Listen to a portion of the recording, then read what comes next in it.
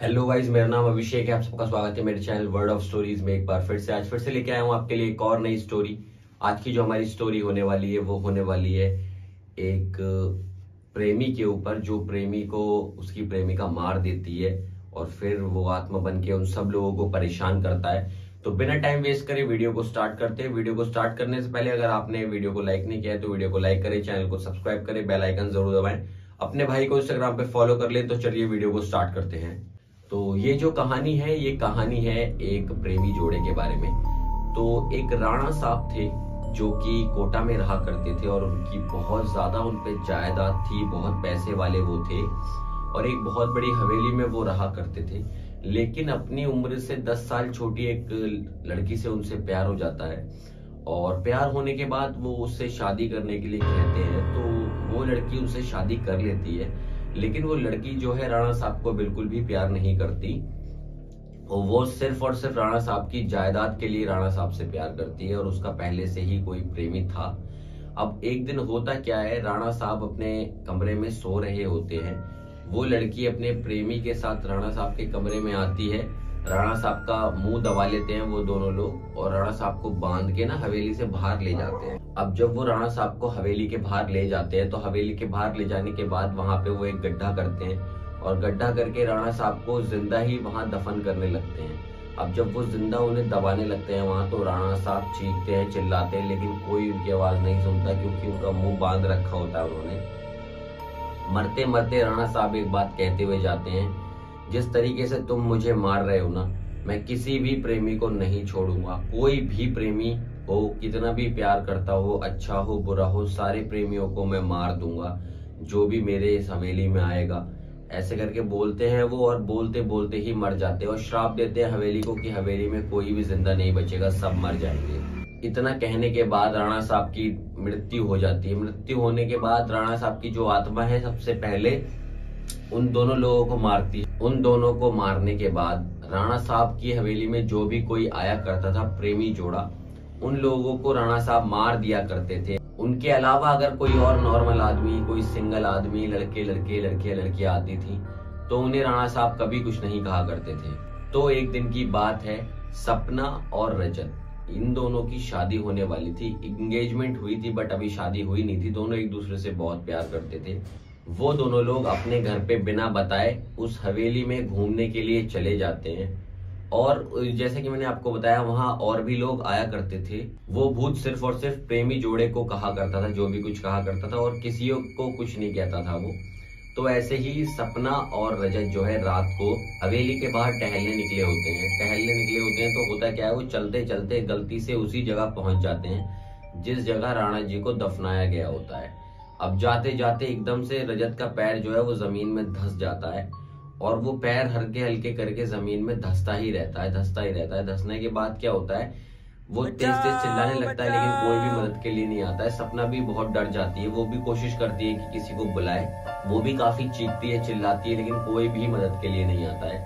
सपना भाग के हवेली के अंदर जाती है तो हवेली के अंदर भी कोई इंसान नहीं होता जिसे वो बुलाए, बट उसे ऐसा लग रहा होता है जैसे कि कोई है अंदर, लेकिन कोई नहीं होता।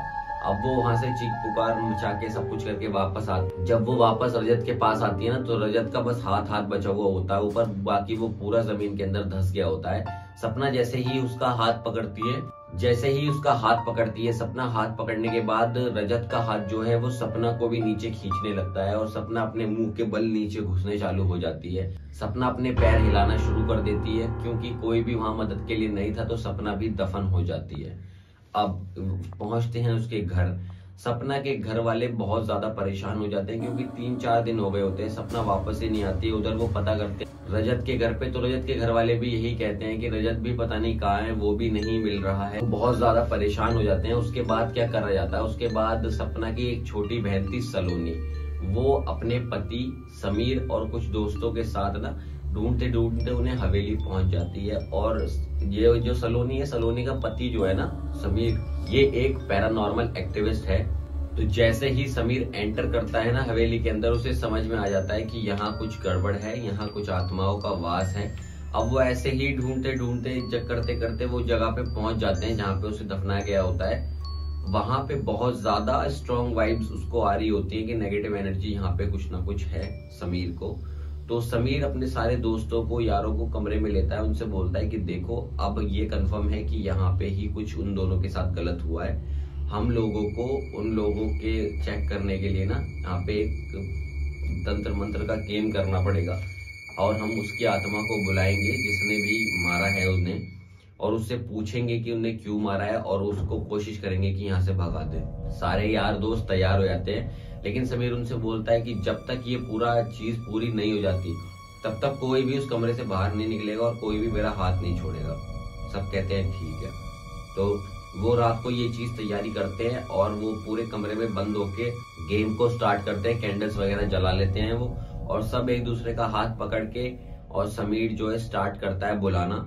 राणा के साहब की आत्मा गुस्से में होके वहां आ तो जाती है। आने के बाद वो उससे ये पूछा जाता है, समीर ये पूछता है कि आप ये सब क्यों कर रहे हो, क्यों मार रहे हो? तो वो किसी को कुछ नहीं बताता, सीधा ये बोलता है कि मैं किसी को भी नहीं छोड़ूंगा, सबको मार दूंगा, सबको मिटा दूंगा, चले जाओ यहाँ से अगर जिंदा रहना चाहते हो, मैं किसी को भी जिंदा नहीं छोड़ूंगा। इतना कह के वो आत्मा वहां से गायब हो जाती है।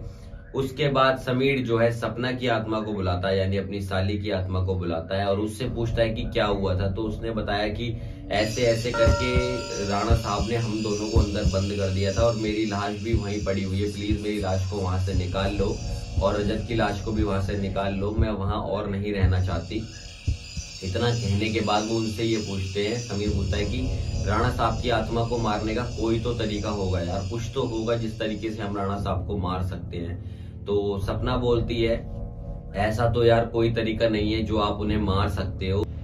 एक चीज है वो ये, जहाँ पे राणा ने हम सबको दफनाया है वहीं पास में माता जी का एक त्रिशूल है।